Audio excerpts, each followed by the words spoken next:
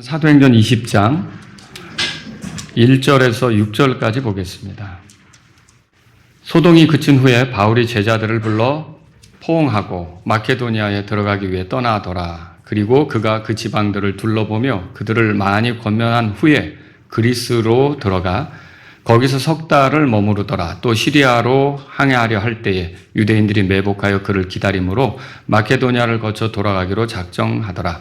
그와 일행이 되어 아시아로 들어간 사람들은 베레아의 소바도와 데살로니가 사람 아리스다고와 세군도, 또 더베오의 가이오, 그리고 디모데, 또 아시아의 두기고와 드로비모더라. 5절 6절 같이요. 이들이 먼저 가서 드로아에서 우리를 기다리더라. 이에 우리는 무교절 이후에 빌립보에서 출항하여 닷새 만에 드로아에 있는 그들에게 가서 거기서 이레 동안 머물렀더라. 아멘. 자, 오늘 제목은 주님 따르기, 이런 제목으로 여러분에게 말씀드릴게요. 그리스도인이라면 누구나 다 예수님을 따르는 사람들입니다. 그러니까 이제 그리스도인이라면 예수님으로부터 배우고 예수님처럼 살고 그렇게 해야 되는 게 그리스도인이죠. 맞죠? 예. 예수님은 자신을 믿는 사람들을 가리켜서 뭐라 그랬느냐? 요한복음 10장 27절에 보니까 내 양들은 내 음성을 들으며 나는 그들을 알고 그들은 나를 따르느니라 그랬어요.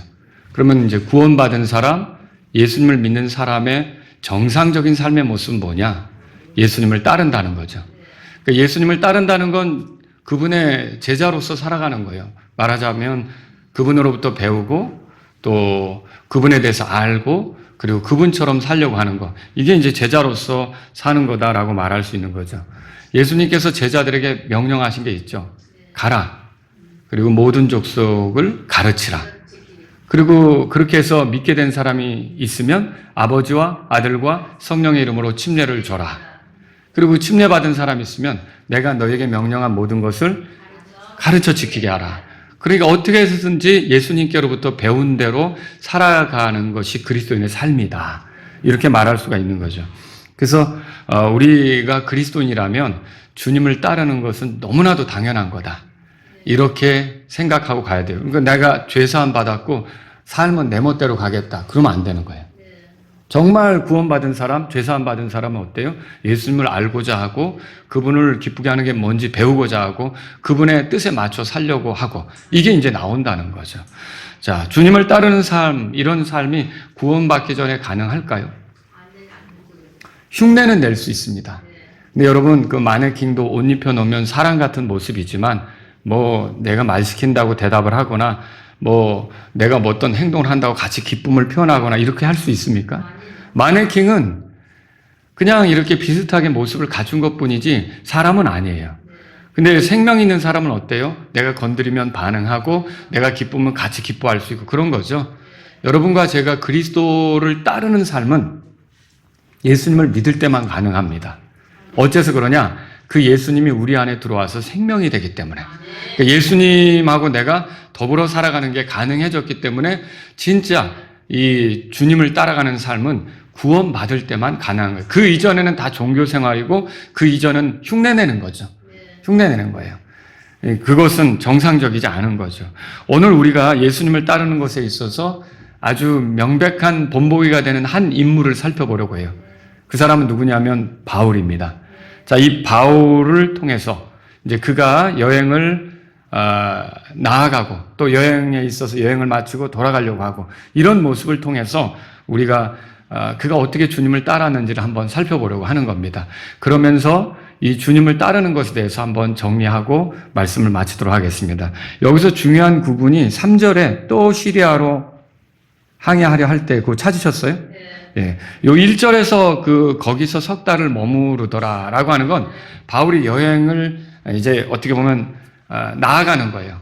어떤 목적이 있었을 거 아닙니까? 이번 선교 여행에 어떻게 해보자 라고 하는 목적이 있었다면 그 목적에 맞게 나아가는 게 1절에서 3절 초반부까지 기록되어 있는 거고요.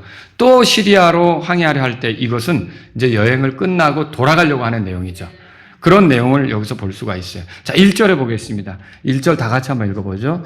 소동이 그친 후에 바울이 제자들을 불러 포옹하고 마케도니아에 들어가기 위해 떠나더라. 자, 무슨 소동이 있었어요? 에베소라는 지역에서 그 은세공업자들이 들고 일어났죠. 그래서 바울 때문에 장사가 안 되기 때문에, 바울 때문에 매출이 뚝 떨어졌기 때문에, 바울 때문에 자기들의 이득에 손실이 생겼기 때문에 이 바울이 하는 일을 못마땅하게 여겨서 이렇게 법정에 세우려고 하고 고소하려고 하고 이런 일들을 했었던 거죠. 아주 시끄럽게 했었던 거죠. 그런데 이런 소동이 이제 그쳤어요. 이런 소동이 그치고서 바울은 그 에베소에 믿는 사람들과 인사하고, 여기 인사할 때 제자들을 불러 포옹했대요. 이렇게 서로 안아줬던 거죠. 우리도 서로 그런 적이 있죠? 교회에서 끝나고 인사할 때 이따가 한번 봐야겠어요. 어떻게 하시나? 이렇게 서로 안아주는 그런 포옹을 하고 헤어진 거예요. 헤어져서 어디로 가냐면 마케도니아로 들어가기 위해 떠났다. 그렇게 돼 있어요. 그럼 마케도니아는 어떤 곳이냐?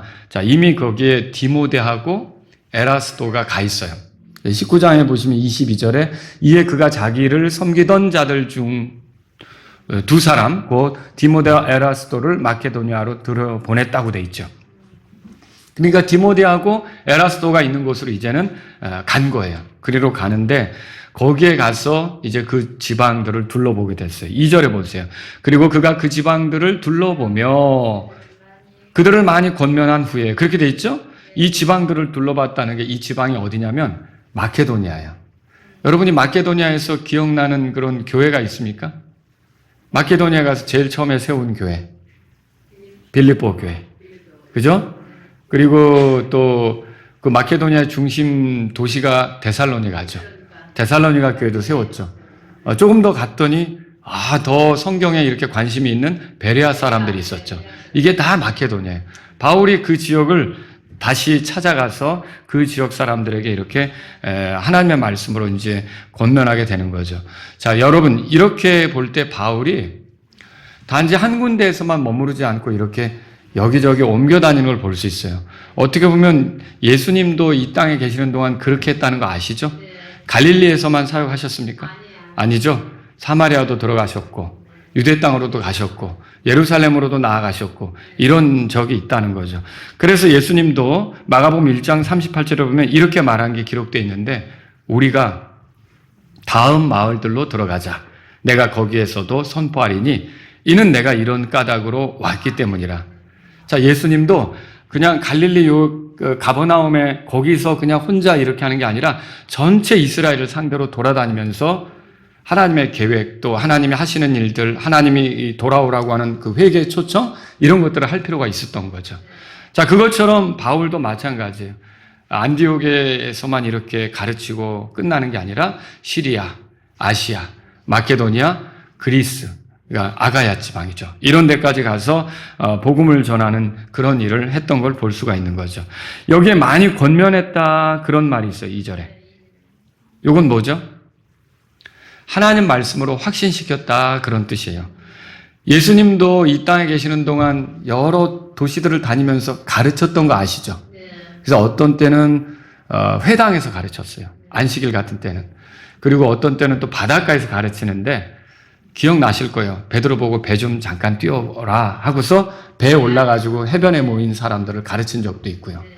또 어떤 경우는 그 산에서 가르치기도 했고요. 여러분 산상수훈 들어보셨을 거 아닙니까? 또 어떤 때는 성전에서 가르치기도 했어요. 성전에서 열심히 가르쳤던 걸 우리가 보죠.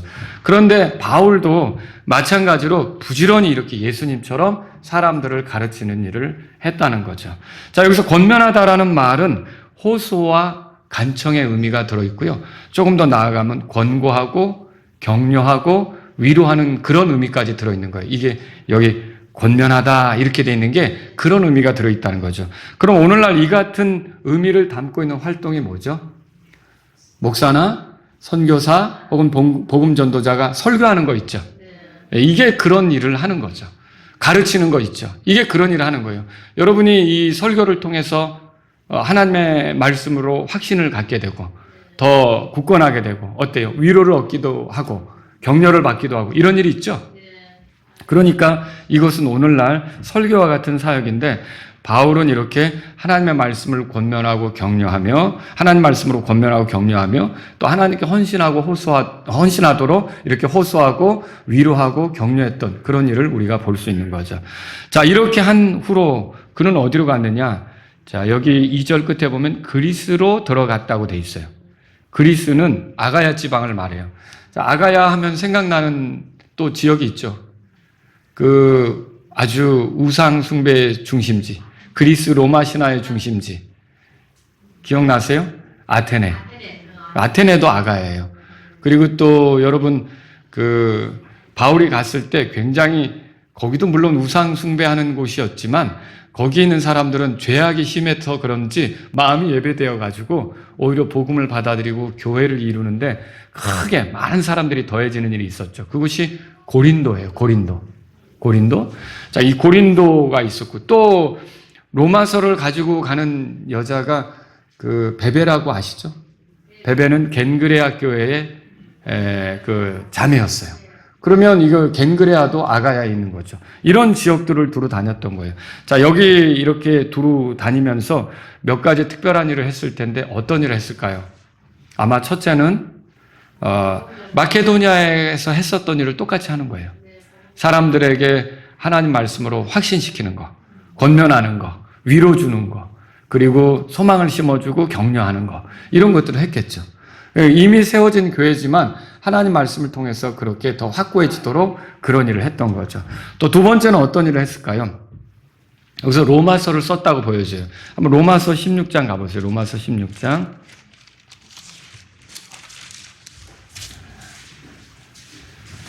27절에 곧 홀로 지혜로우신 하나님께 예수 그리스도를 통해 영광이 영원 무궁토록 있기를 원하노라. 아멘. 로마서가 이렇게 끝나죠.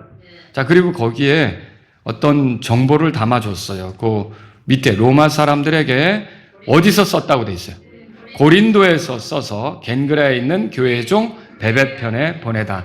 그러니까 이게 지금 로마서 끄트머리에 킹제임스 번역자들이 이 편지가 어디에서 써졌는지, 누가 전달자가 되었는지 이 정보를 주고 있단 말이에요. 그런데 이 정보가 사실이라면 바울이 고린도에서 했었던 일은 뭘까요? 로마에 가고 싶었고 그런 뜻이 있다는 걸 이미 살펴봤죠. 그렇기 때문에 이제 그 로마 사람들에게 보내는 편지를 거기서 썼을 것이다. 우리가 생각해 보는 거죠. 그리고 또 어떤 일이 있었을까요? 자, 유대에 있는 가난한 성도들을 돕기 위해서 모금하는 일에 대해서 독려하는 거. 자, 이방인 교회지만 유대인들이 먼저 복음을 알았고 지금 이방인 세계에 전하는 거잖아요. 근데 이 유대인 교회가 지금 어려움에 처했어요. 그 어려움에 처한 유대인 교회를 돕자고 바울이 고린도 교회 성도들에게 우리 좀 약속한 거, 뭐 이렇게 하기로 한 거 헌금하자, 모아서 그들을 구호하자, 이렇게 이제 그런 일을 했을 거라는 거죠. 이렇게 하면서 바울이 에베소를 떠나 자, 마케도니아하고 그리스 지방을 다니면서 사역을 했던 거죠. 근데 여기 굉장히 짧게 나와 있어요. 에베소에서의 사역은 뭐 19장, 이렇게 18장에서부터 이어지잖아요. 근데 굉장히 길게 할애했다면 여기는 아주 짧게 이렇게 할애가 된 걸 볼 수가 있어요. 그리고 나서 두 번째로 이제 여기서 석 달을 머물다가 어떻게 하느냐? 돌아가는 여행을 하게 됩니다. 근데 돌아가려고 할 때 먼저 계획은 뭐였느냐? 배를 타고 시리아 쪽으로 가려고 했어요. 두 번째 선교 여행 때도 그렇게 했었죠. 근데 그렇게 하지 않은 이유가 뭐냐? 자, 이 배를 타고 같이 가려고 하는데 이 절기를 지키려고 올라가는 유대인들 가운데 바울을 죽이려고 하는 사람들이 숨어 있는 거예요. 그러니까 같이 가면 안 되겠죠. 배 안에서 어디로 도망가겠어요. 그죠? 그래서 마케도니아 쪽으로 올라가기로 한 거예요. 배를 타고 여행하지 않고 마케도니아 쪽으로 가서 많은 형제들과 만나가지고 같이 움직이기로 한 거죠. 그래서 여기 보면 마케도니아로 이제 이동하게 된 것을 보게 돼요. 3절을 보세요. 3절. 또 시리아로 항해하려 할 때 유대인들이 매복하여 그를 기다림으로 마케도니아를 거쳐 돌아가기로 작정하더라. 그렇게 되는 거죠. 자, 근데 여기서 이제 우리가 생각해 볼 게 이거예요. 이게 사도행전을 기록한 사람이 누구죠? 바울이죠. 누가? 네, 누가죠? 네. 누가입니다. 이거 제가 여러 번 여쭤보죠.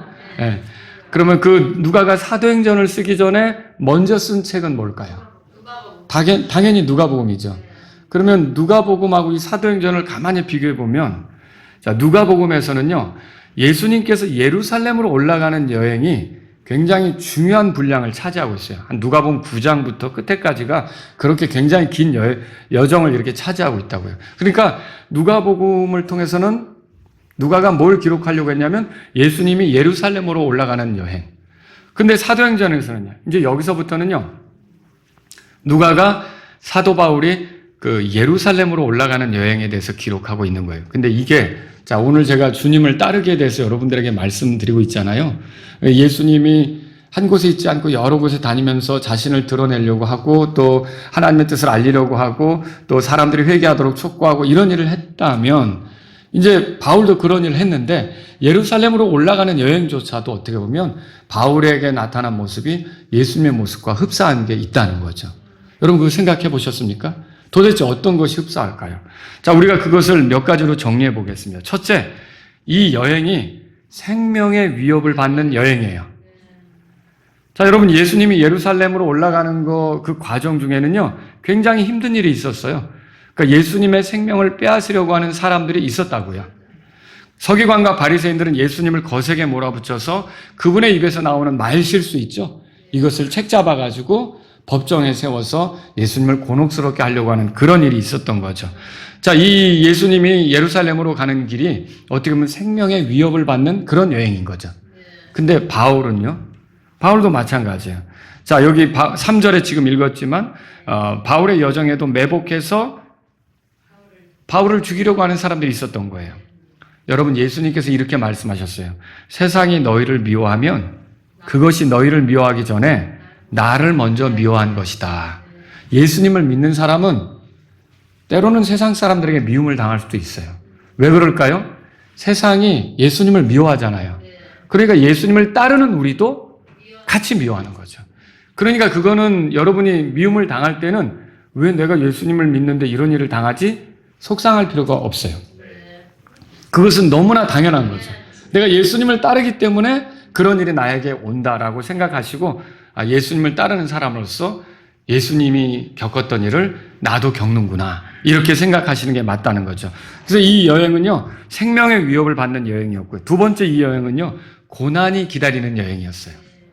자, 예수님께서 예루살렘으로 올라가시면서 자신의 고난에 대해 여러 번 말씀하셨어요. 예를 들면 누가복음 9장 20절 들어보세요.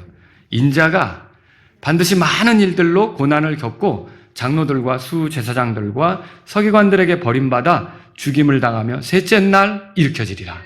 그러니까 예수님이 뭐라고 그러시냐면 인자가 사람의 아들 그거죠. 예, 그 말이에요. 자, 그 하나님이시지만 완전한 육체를 가지신 그분이란 뜻이죠. 그래서 그리스도를 가리키는 말인데 예수님은 자신을 가리켜 인자라고 표현한 거예요. 네, 예수님이 자신에 대해서 뭐라 그러냐면 내가 예루살렘에 올라가면 거기에 이제 결국은 백성의 장로들, 서기관들에게 이렇게 넘겨져서 고난을 당할 거다. 그리고 죽지만 셋째 날에 일어날 거다. 이 말씀을 미리 하고 가는 거예요. 미리 하고. 그리고 또 누가복음 9장 44절에 이렇게 써 있죠. 인자가 사람들의 손에 넘겨질 것이다. 이런 말이 있어요. 그러면 바울은 예루살렘에 올라가면 어떻게 이제 선교여행 마치고 아주 환영받고 모든 사람이 열광하고 이런 일이 기다립니까? 그렇지 않아요. 바울의 여행도 그 끄트머리 예루살렘에 가면 고난이 기다리고 있어요. 자, 사도행전 20장 보세요. 20장 22절. 보라, 바울이 그 에베소의 장로들을 모아놓고 하는 말이에요. 보라, 이제 내가 영안에서 결박되어 예루살렘으로 가노니. 막 성령님이 이제 어떻게 보면 인도하시는 사역을 하고 있는데 자신이 이제 예루살렘으로 가고 있다는 거죠. 거기서 내게 닥칠 일들을 알지 못하고 그렇게 돼 있죠? 네, 알지 못하고 그렇게 말하고 있어요. 자, 그런데 여러분 여기서 23절을 다 같이 읽겠습니다. 23절 읽겠습니다. 오직 성령님께서 각 도시에서 증언하시며 말씀하시기를 결박과 고난이 나를 기다린다 하셨다. 예루살렘에 올라가면 뭐가 있다고요? 결박과 고난이 기다린다는 거죠. 예수님도 예루살렘으로 올라가면 결박과 고난이 기다리는 거예요. 근데 바울도 똑같이 그런 식으로 결박과 고난이 기다리고 있는 그 예루살렘을 향해 지금 여행을 하고 있는 거죠. 자, 그리고 여러분 예수님이 자신에 대해서 이렇게 말씀하신 적도 있어요. 누가복음 18장 30절에 이는 그가 인자가 이제 이방인들에게 넘겨져 조롱을 당하고 모욕을 받으며 침뱉음을 받을 것이기 때문이라. 침뱉음을 받을 것이기 때문이라 그랬죠. 그러면 예수님이 예루살렘에 올라가면 이방인들에게 넘겨진다는데 누구한테 넘겨진다는 말이에요? 본디오 빌라도죠? 본디오 빌라도가 예수님을 재판할 거 아닙니까? 또 엉터리로 재판하겠지만 어쨌든 그 본디오 빌라도에게 넘겨져서 이방인에게 넘겨져서 고난당할 걸 지금 말씀하신 거잖아요. 그럼 바울은 어떻게 될까요? 여러분 그 밑에 사도행전 21장 가보세요. 21장 11절.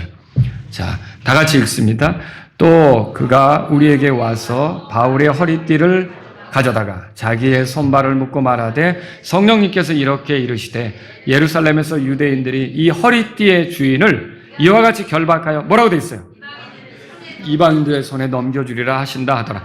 자, 이거 누가 예언한 거냐면 10절에 보면 아가보라고 하는 사람, 유대로부터 온 예언자 아가보가 바울의 띠를 갖다가 이렇게 취하더니 요 띠의 임자가 그 이제 곧 결박당해서 이방인들에게 넘겨질 거다 이렇게 예언을 한 거죠.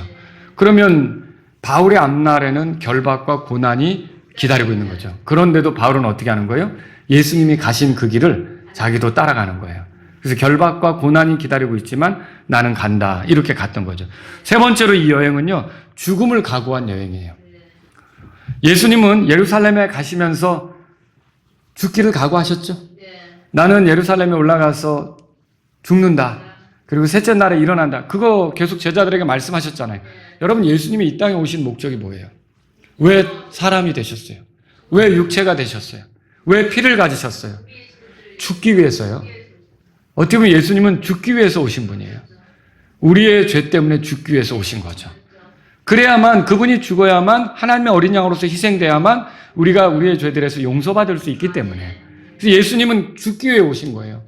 그 죽는 것에 대해서 두려워하지 않았죠.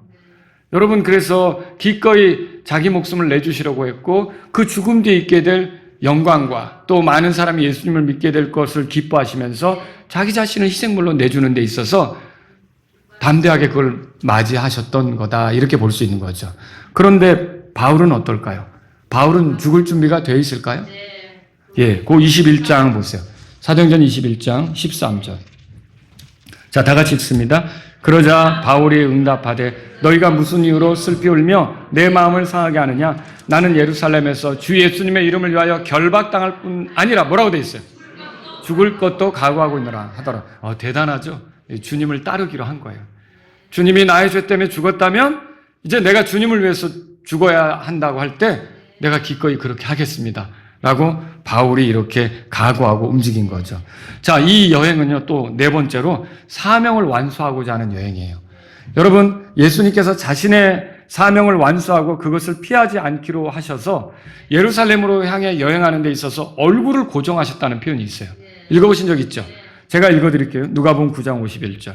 또 이 일이 일어났으니 곧 그분께서 하늘 위로 받아들여질 때가 이르렀더니 그분께서 예루살렘으로 가시려고 자기 얼굴을 고정하시고, 그게 뭐예요? 그쪽으로 그냥 내가 이거 이루어야 된다, 내가 이거 끝내야 된다, 이런 확고함이 있었던 거죠.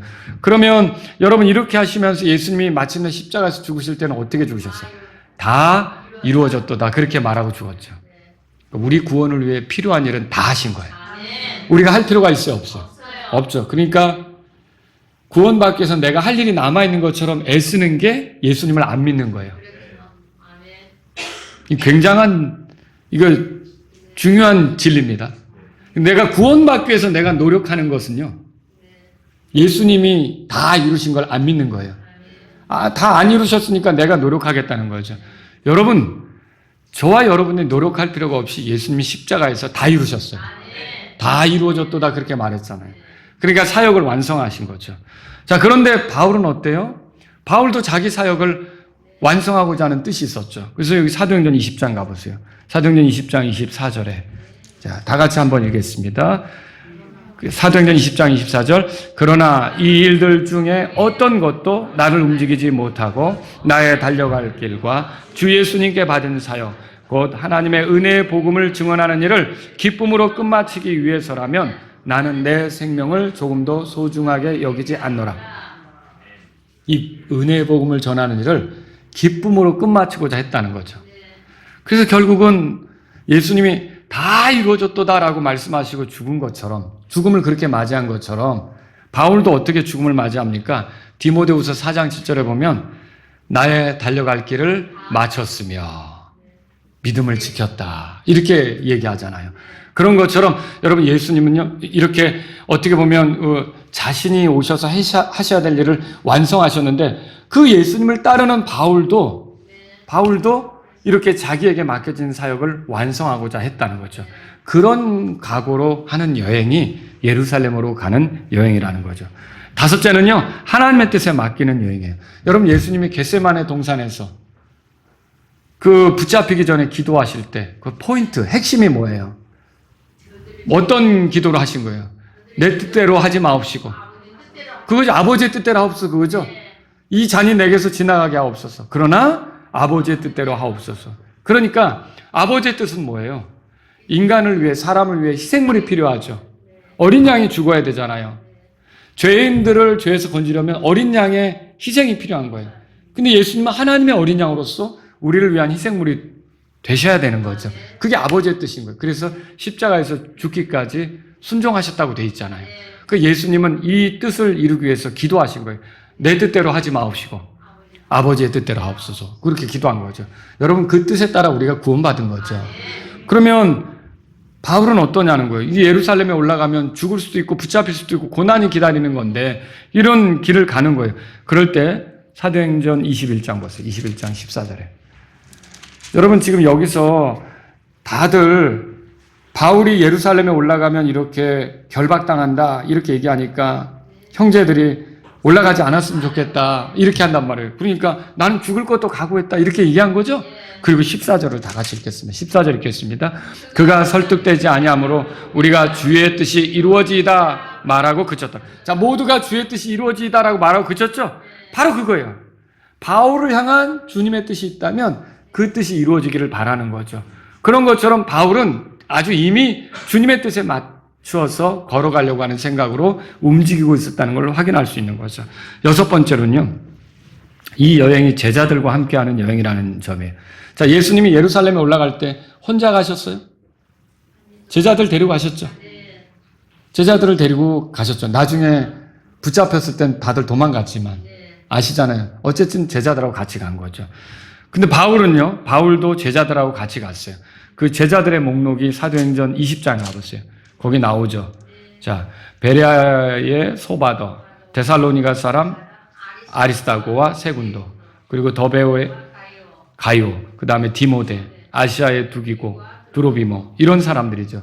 자, 이 사람들은 지금 신분이 뭡니까? 바울의 동역자예요. 어떻게 보면 바울 사역의 열매죠. 바울이 복음을 전해서 얻은 그런 형제들이에요. 그러니까 열심히 복음을 전했을 때 결국은 이런 형제들이 나왔고 이런 형제들이 헌신해서 바울 사역을 돕는 동역자가 된 거죠. 자, 이 동역자들을 볼 때 바울에게 위안이 있었겠죠. 기쁨이 있었겠죠. 내 사역의 고대도 이런 그 동역자들이 함께 한다는 것으로 즐거웠을 거라는 거죠. 여러분, 바울은 드로아에서 이들을 만났어요. 거기 5절에 보면 이들이 먼저 가서 드로아에서 우리를 기다리더라 그랬죠. 그리고 거기서 다 같이 만나서 이제 움직이게 된 거예요. 자, 여기에 보면은 닷새만에 드로아에 있는 그들에게 가서 그렇게 했는데 사도행전 16장 11절에는 이렇게 드로아로부터 빌립보로 갈 때, 거꾸로 갈 때는 이틀밖에 걸리지 않았는데 여기는 닷새가 걸렸다고 돼 있는 걸 보면 항해할 때 좀 순조롭지 않았던 것, 바다의 날씨가 좋지 않았던 것으로 이렇게 생각이 돼요. 어쨌든 그렇게 해서 여기 이들이 이제 같이 만나서 움직이게 되는 것을, 그 드로아에서 일주일 동안 머물면서 움직이게 되는 것을 보게 돼요. 자, 이 말씀을 가만히 생각해 보세요. 주님을 따르는데 신실했던 바울의 모습을 보면요, 그 예수님의 모습을 이렇게 보는 것과 같아요. 자, 아버지께서 아들을 세상에 보내셨죠. 왜 보냈어요? 우리의 구원을 위해서. 마찬가지로 바울은요, 주님의 보내심을 받고 세상으로 가는 거예요. 그러면 왜 가는 거예요? 세상 사람들에게 세상 사람들의 복음을 전해서 구원받도록 하기 위해서. 여러분, 예수님께서 이런 말씀 하셨어요. 아버지께서 나를 보내신 것 같이 나도 너희를 보내노라. 여러분, 우리가 주님으로부터 배우고 주님을 따르는 사람들이라면 그런 주님의 보내심을 존중해서 움직이는 게 필요하다는 거죠. 바울은 그렇게 해서 움직였던 거예요. 그리고 예루살렘으로 올라가는 예수님의 모습을 그대로 비춰주고 있어요.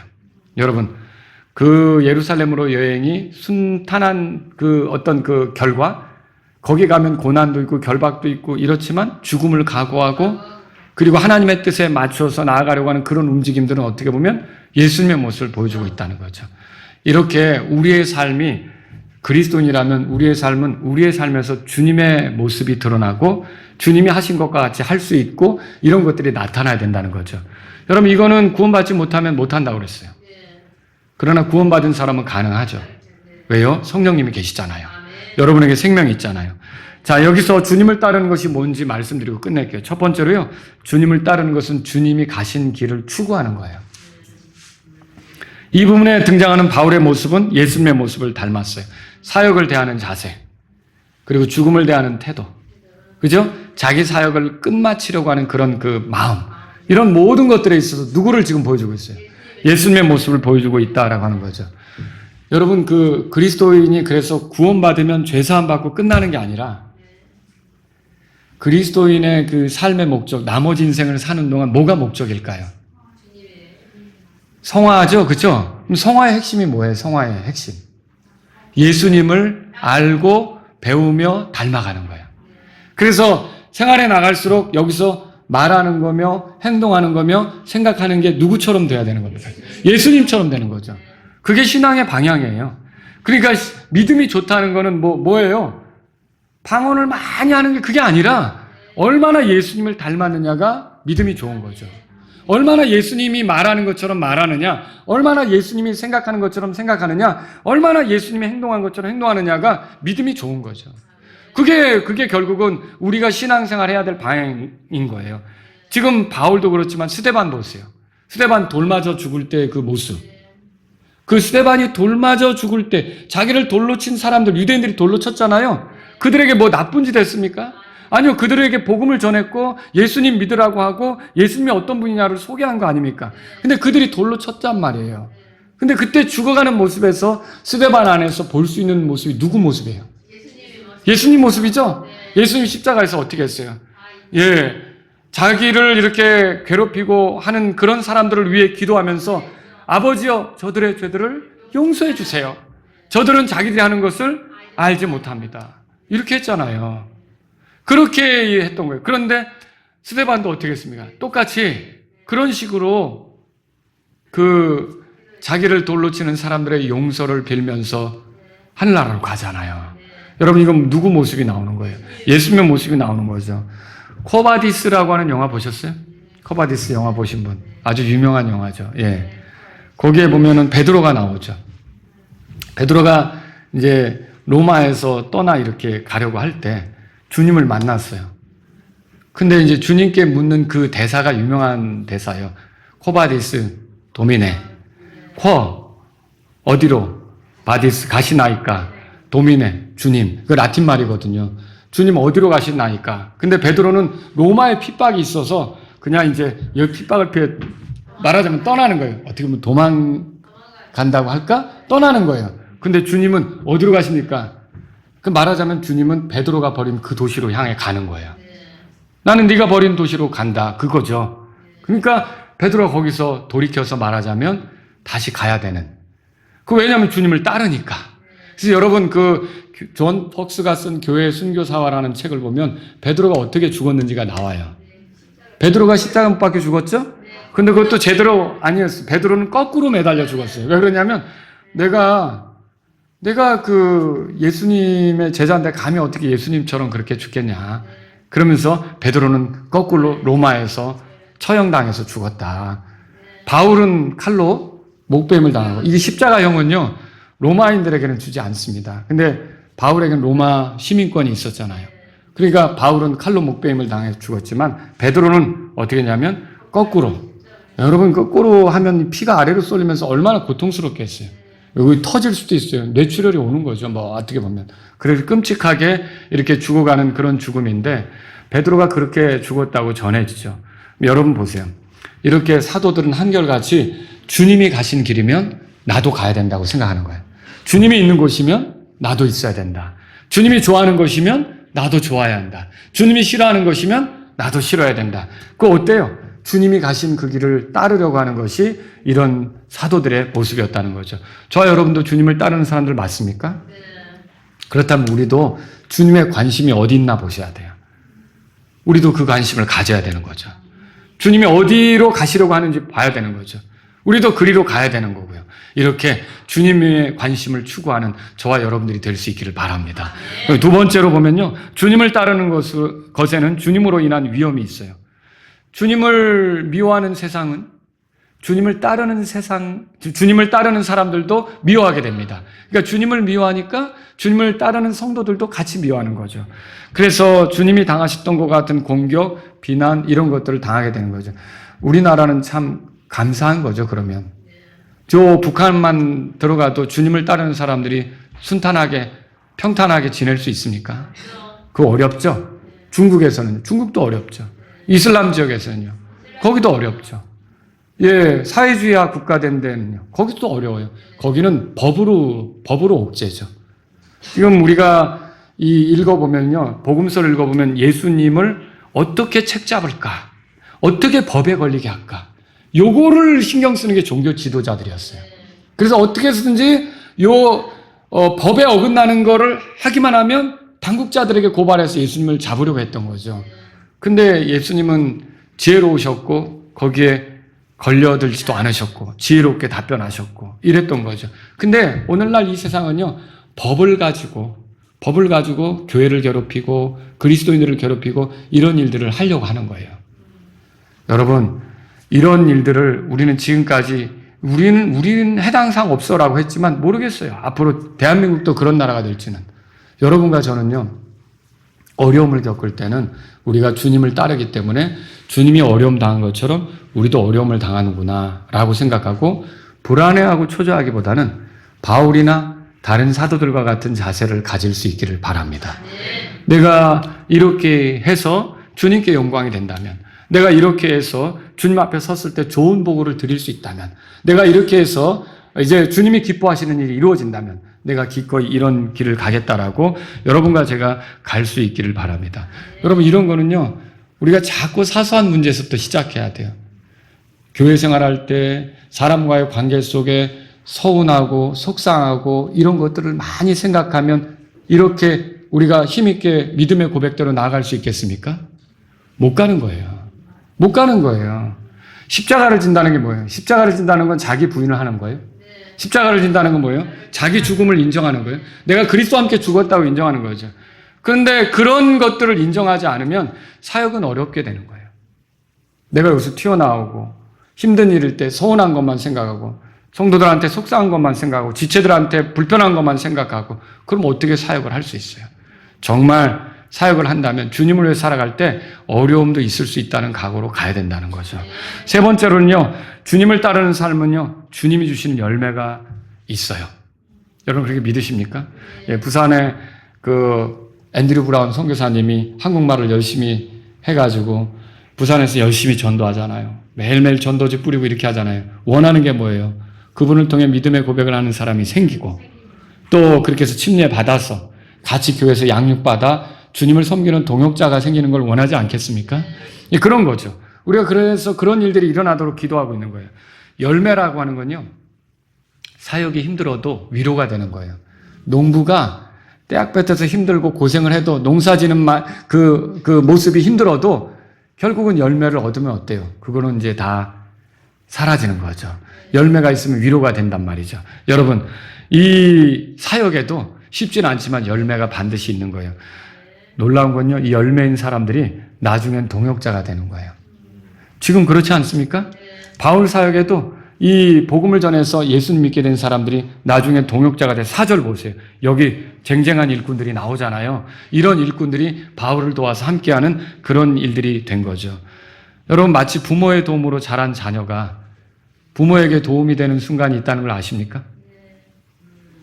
저는 그런 걸 많이 느끼거든요.